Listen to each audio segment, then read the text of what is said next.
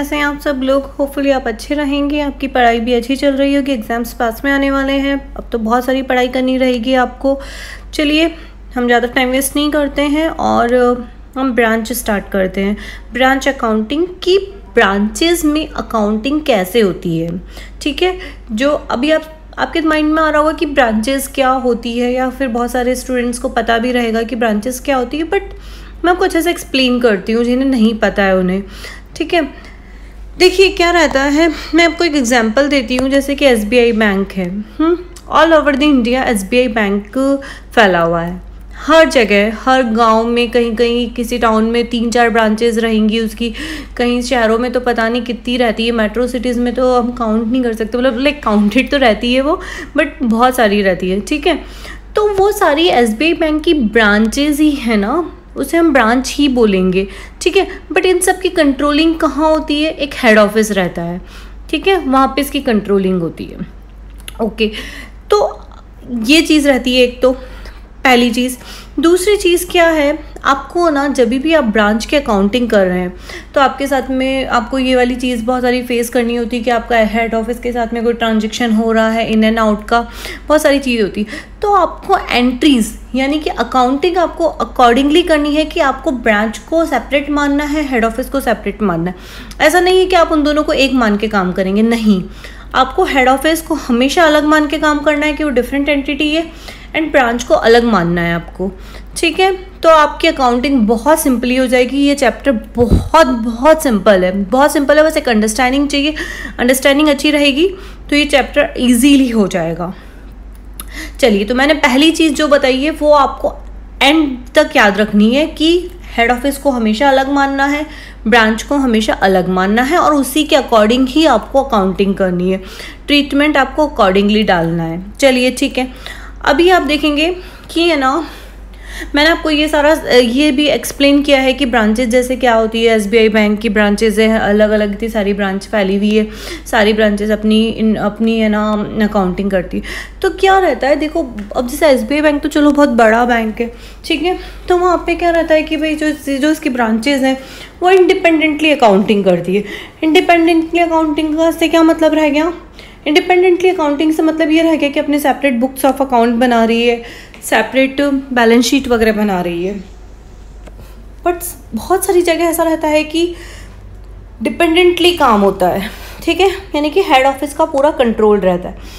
बहुत सारी ऐसी इंडस्ट्री रहती है, बहुत सारी ऐसी छोटी ऑर्गेनाइजेशन रहती है जहाँ पे डिपेंडेंटली काम होता है, ठीक है। तो आपको ये इंडिपेंडेंट और डिपेंडेंट से मैंने आपको मतलब बताया।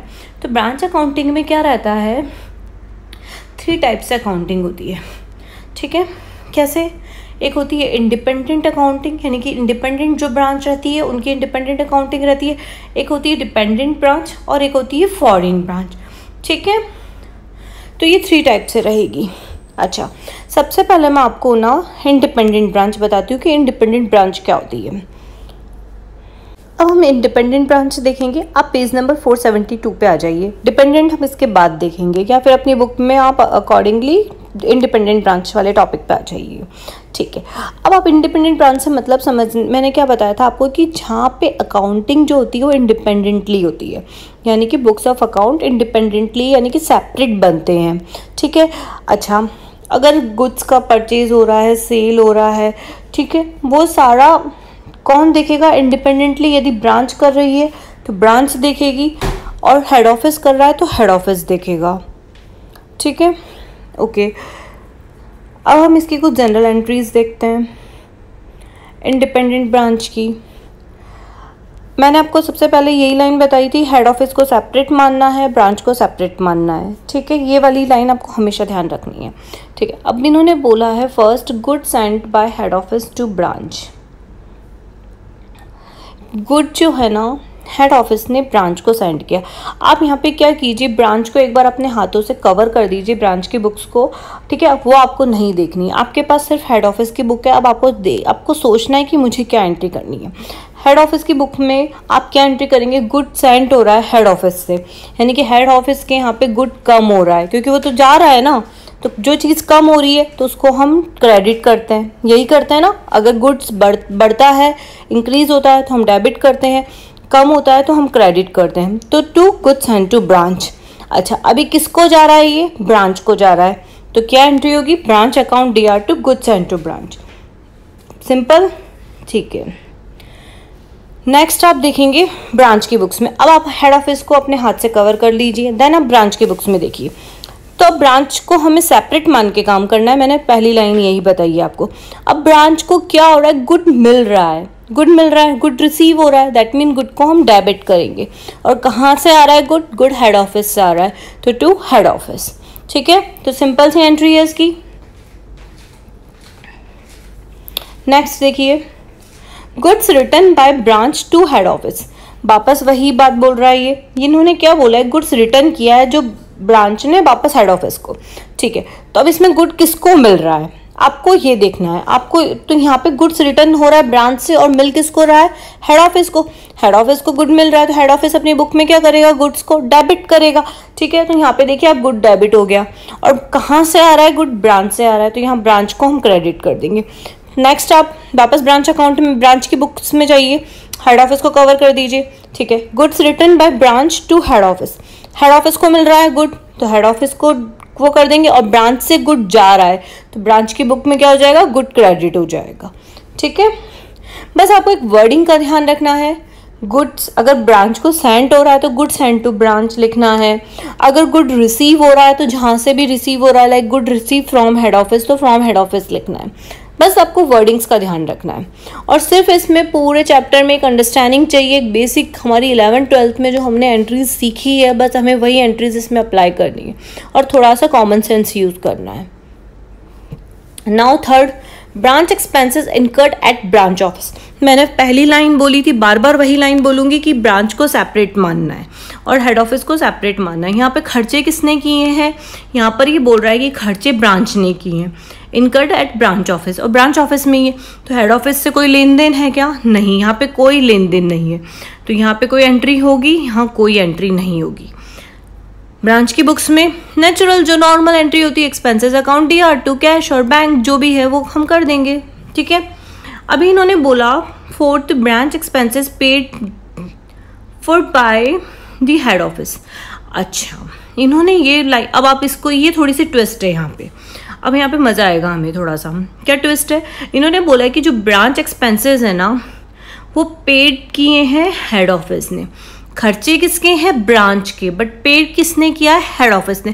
अब थोड़ा सा सोचेंगे अब क्या होगा, अब क्या होगा? कुछ नहीं, बहुत सिंपल है। क्या देखना है हमें? मैंने बोला है ब्रांच को आप कवर कीजिए अपने हाथों से। सबसे पहले हम हेड ऑफिस की एंट्री करते हैं, हम इसको समझते हैं कि क्या बोलना चाह रहा है। खर्चा किसने किया है? खर्चा ब्रांच ने किया है, बट पेमेंट किसने की है? पेमेंट हेड ऑफिस ने की है।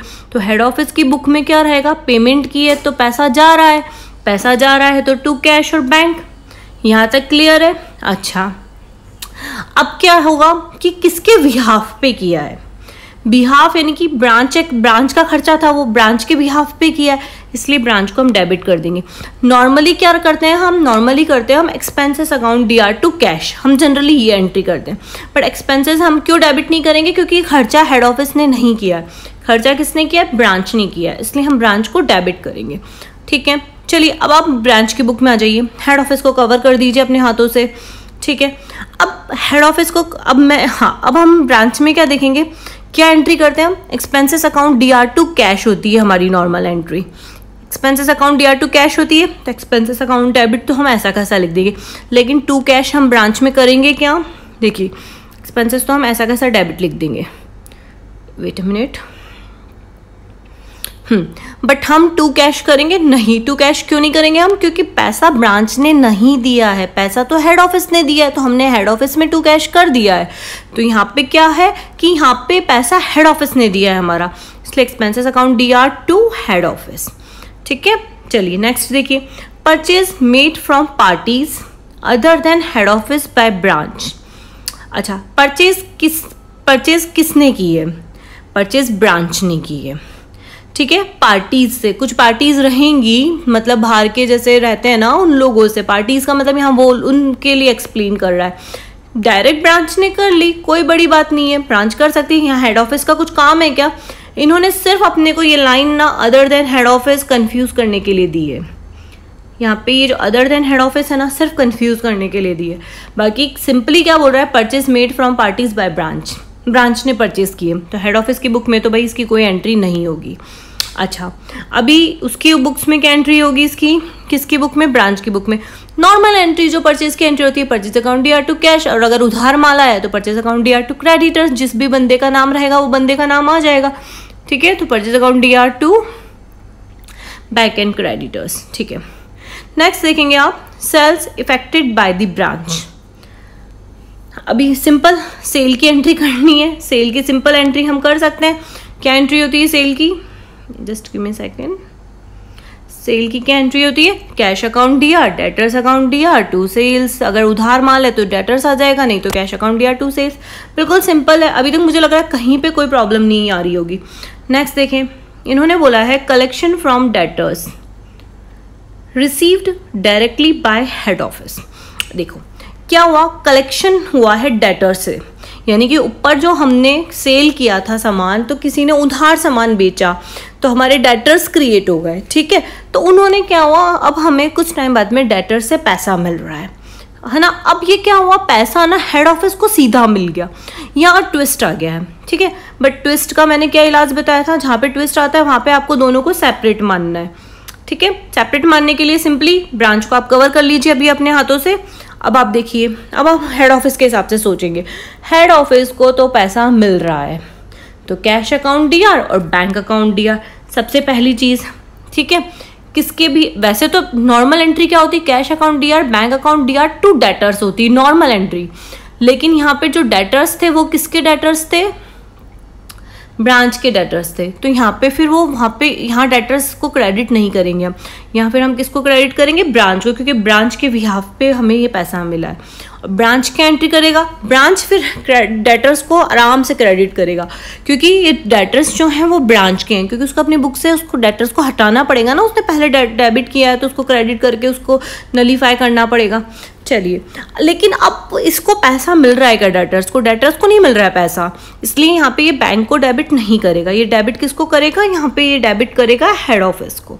ठीक है, नेक्स्ट देखिए, मतलब ये ट्विस्ट है बट बहुत सिंपली मैंने आपको बताई ये वाली एंट्री सिंपल वे में। ठीक है, आई होप आपको समझ आ रही होगी। Payment by head office for purchase made by the branch. Payment किसने की है, हेड ऑफिस ने। सिंपल बात है, मैंने वही बात बोली, ये हो एंट्री परचेज की है, परचेज ब्रांच ने की थी, ब्रांच ने कोई सामान खरीदा, लेकिन पेमेंट हेड ऑफिस बैठ के कर रहा है।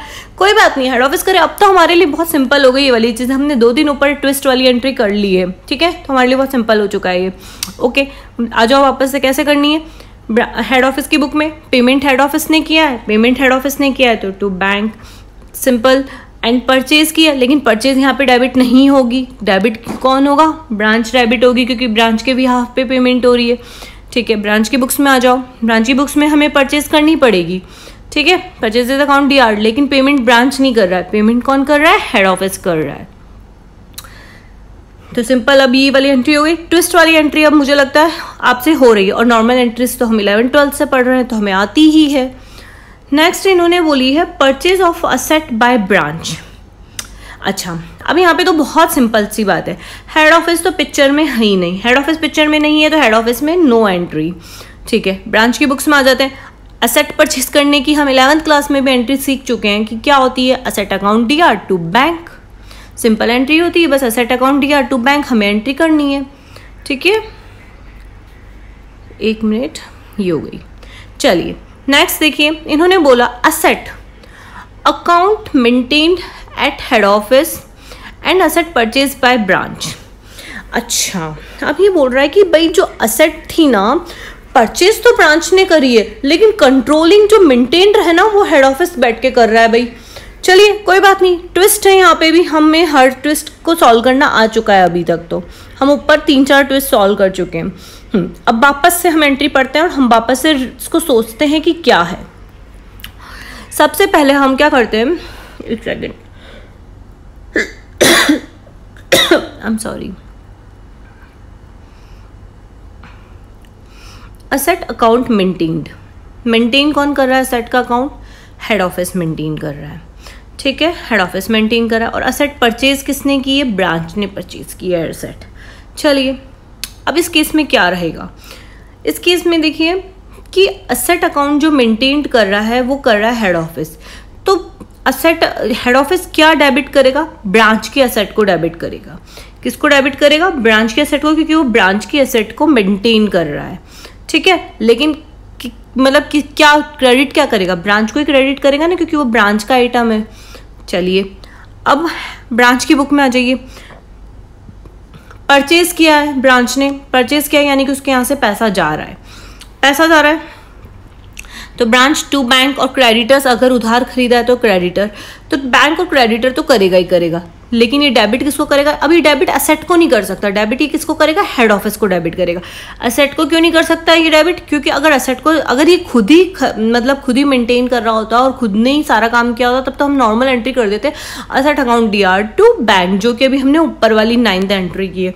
बट यहाँ पर मेंटेन्ड वाला जो चीज़ आ रही है वो कौन कर रहा है? हेड ऑफिस कर रहा है, इसलिए हम यहाँ पे हेड ऑफिस को डेबिट कर देंगे। चलिए अच्छा, अभी उसका डेप्रिसिएशन हो रहा है, जो अभी ऊपर हो रहा था ना, ये 10th वाला काम, 10th एंट्री, उसमें वो नीचे बोल रहा है कि डेप्रिसिएशन लग गया और account maintain by head office हो रहा है। चलिए सिंपल है, जब डेप्रिसिएशन लगेगा तो आपको क्या करना है? हेड ऑफिस की बुक में जो आपने एंट्री की थी, ये वाली एंट्री, इसकी आपको अपोजिट एंट्री करनी है। अपोजिट एंट्री क्यों करनी है? क्योंकि आपको असेट को कम करना है, असेट को डिक्रीज करना है। क्या यहाँ पे डेप्रिसिएशन अकाउंट इफेक्ट होगा? नहीं, हेड ऑफिस की बुक्स में डेप्रिसिएशन अकाउंट इफेक्ट नहीं होगा। डेप्रिसिएशन अकाउंट तो ब्रांच की बुक में ही इफेक्ट होगा, क्योंकि असेट जो है वो ब्रांच ने खरीदी है। ठीक है, तो हम लेकिन क्या करेंगे? अब डेप्रिसिएशन लग गया तो असेट की वैल्यू तो कम हो जाएगी ना। तो असेट की वैल्यू कम करने के लिए क्या करेंगे? असेट जितनी वैल्यू रहेगी, जैसे सपोज करो 500 का डेप्रिसिएशन लगा, तो हम 500 की डेप्रिसिएशन अमाउंट से उस असेट को कम कर देंगे। तो टू ब्रांच असेट, और वो किसकी है? ब्रांच की है। तो branch account DR to branch asset. और ब्रांच की बुक में क्या रहेगा? ब्रांच की बुक में रहेगा जो नॉर्मली हम करते हैं, depreciation account DR to head office maintain कर रहा है, इसलिए हेड ऑफिस। हमारी वैसे एंट्री क्या होती थी इसकी? नॉर्मली 11th क्लास में हम क्या एंट्री करते थे? डेप्रिसिएशन की, depreciation account DR to asset करते थे। लेकिन यहाँ पे ये क्रॉस में काम हो रहा है ना, इसलिए फिर हम क्रॉस में एंट्री करेंगे। ठीक है, now 12th entry. I hope आपको अच्छे से समझ आ रही होगी, बहुत सिंपल है ये। ठीक है, 100% एग्जाम में इसका क्वेश्चन आएगा, अच्छे से समझिए। बहुत सिंपल चैप्टर है, सिंपल, बस इसमें एंट्रीज का ही खेल है और कुछ भी नहीं है। ठीक है, नेक्स्ट इन्होंने बोला है remittance of fund by head office to branch. कहीं बार क्या होता है, ब्रांच अगर कोई प्रॉब्लम में है, कुछ प्रॉब्लम फेस हो रही है ब्रांच को, या ब्रांच को मतलब हो सकता है कि फंड्स चाहिए, तो हेड ऑफिस ब्रांच को फंड्स भेज सकता है। अच्छा, अभी जब हेड ऑफिस ब्रांच को फंड भेज रहा है तो उस केस में क्या एंट्री होगी? अब आपको क्या करना है? ब्रांच को तो छुपा लो, आप हेड ऑफिस को देखो, सिर्फ हेड ऑफिस के पास से पैसा जा रहा है, तो हेड ऑफिस क्या एंट्री करेगा? To bank. ठीक है, टू बैंक करेगा। पैसा किसको जा रहा है भाई? ब्रांच को जा रहा है, तो branch account DR to bank account. अच्छा, अभी हेड ऑफिस को छुपा लो, ब्रांच दिखाओ। ब्रांच में क्या होगा कि भाई पैसा मिल रहा है ब्रांच को, तो bank account DR to head office. ठीक है, नेक्स्ट इन्होंने बोला है remittance of fund to head office by branch. अभी इन्होंने बोला कि ब्रांच जो है ना वो हेड ऑफिस को फंड भेज रही है। अब ब्रांच हेड ऑफिस को फंड भेज रही है तो हेड ऑफिस को तो पैसा मिल रहा है, तो हेड ऑफिस अपने इसमें बैंक कर देगा। और कहाँ से मिल रहा है? ब्रांच से मिल रहा है। ठीक है, अच्छा, अभी इन्होंने इधर क्या बोला? ब्रांच की बुक्स में, ब्रांच की बुक से पैसा जा रहा है ना, तो टू बैंक, और किसको जा रहा है? हेड ऑफिस को जा रहा है, तो to head office, sorry head office by में आ जाएगा। ठीक है, ये सारी बस बेसिक्स पे ही काम चल रहा है अभी तक। नेक्स्ट इन्होंने बोला है transfer of goods between different branches. अच्छा, समटाइम्स क्या होता है, जैसे मैंने आपको SBI का एग्जांपल दिया था कि SBI बैंक का हेड ऑफिस है और उसकी डिफरेंट बहुत सारी ब्रांचेस है। तो क्या हो रहा है, कोई गुड ना एक ब्रांच से दूसरी ब्रांच को जा रहा है, तो उस केस में क्या रहेगा? उस केस में हेड ऑफिस पिक्चर में आ जाएगा। अच्छा भाई, अब हेड ऑफिस पिक्चर में आ गया तो हेड ऑफिस क्या करेगा? एंट्री हेड ऑफिस ये देखेगा कि भाई किस ब्रांच को गुड मिल रहा है, तो रिसिपेंट ब्रांच को गुड मिलेगा, नेचुरल है, तो ये क्या करेगा, रिसिपेंट ब्रांच को ये डेबिट कर देगा। अच्छा, गुड कहाँ से जा रहा है, सप्लाइंग ब्रांच से जा रहा है, तो सप्लाइंग ब्रांच को हम क्रेडिट कर देंगे। ठीक है, तो ये वाला तो बहुत नॉर्मल है हेड ऑफिस की बुक में। ठीक है, अब ब्रांच की बुक में इससे भी ज़्यादा नॉर्मल है। आपको बस अकॉर्डिंगली वर्डिंग्स को पकड़ के एंट्री करनी है। अच्छा, इन्होंने ये क्या एंट्री कर रखी है, फ्रेंड्स देखिए ये थोड़ी सी कंफ्यूजिंग एंट्री है, मैं आपको ये एंट्री नहीं कराऊंगी। ठीक है, मैं आपको एक अलग मतलब मैं आपको एक आई डोंट नो इन्होंने ये एंट्री क्यों कर रखी है या क्या है, मैं आपको इसकी एक एंट्री बताती हूँ। देखिए क्या रहेगा, अब आप देखिए कि भाई यहाँ पे दो ब्रांचेज है, एक है रेसिपिएंट ब्रांच है, एक है सप्लाइंग ब्रांच। ठीक है, तो देखिए आप रेसिपिएंट ब्रांच है और दूसरी है सप्लाइंग ब्रांच। तो पहले मैं रेसिपिएंट ब्रांच की उसमें करती हूँ एंट्री। ठीक है, तो अपन एक काम करते हैं, जस्ट गिव मी सेकेंड, हम यहाँ पे रेसिपिएंट ब्रांच करेंगे। ठीक है, और यहाँ हम सप्लाइंग ब्रांच की एंट्री करेंगे। चलिए अब देखिए रेसिपिएंट ब्रांच की बुक्स में क्या एंट्री होगी। रेसिपिएंट ब्रांच को गुड मिल रहा है, यानी कि उसके पास में गुड्स आ रहा है, तो ये गुड्स को करेगा डेबिट।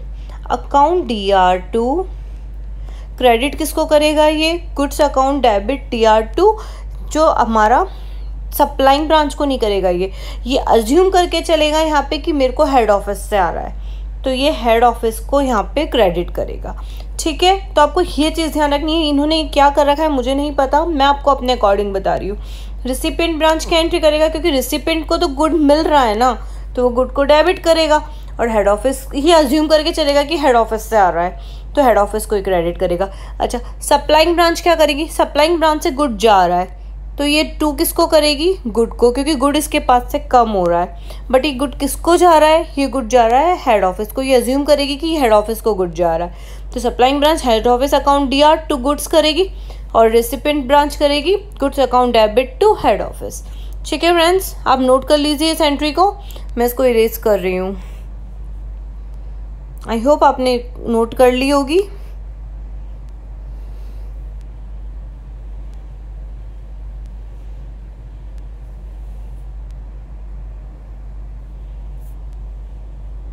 इन्होंने बोला है charging the branch service charges bye head office.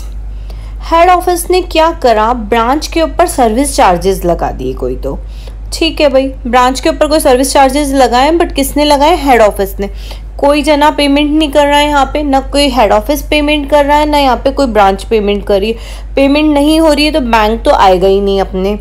ठीक है, अभी खर्चे किसके हैं, ये ब्रांच के खर्चे हैं, तो हम ब्रांच में तो एक्सपेंसेस को हम डेबिट कर दें, यहाँ तक तो आपको कोई प्रॉब्लम नहीं है। पेमेंट हो नहीं रही है, पेमेंट होती तो हम टू बैंक या ऐसा कुछ करते, पेमेंट नहीं हो रही है तो ब्रांच खुद को तो क्रेडिट करेगा नहीं, तो क्रेडिट किसको करेगा, ये हेड ऑफिस को क्रेडिट करेगा। चलिए हेड ऑफिस में आ जाइए। हेड ऑफिस में क्या रहेगा कि हेड ऑफिस क्या करेगा, देखिए अब इसने खर्चा किसके नाम पे किया, ब्रांच के नाम पे खर्चा किया। जिस चीज़ के नाम पे खर्चा हो रहा है वो चीज़ डेबिट हो जाएगी, तो ब्रांच के नाम पे खर्चा है तो ब्रांच को हम डेबिट कर देंगे। ठीक है, account debit to service charges, क्योंकि सर्विस चार्ज है ये। ठीक है, चलिए आगे इनने देखिए cash in transit. Cash in transit का सबसे सिंपल फंडा है।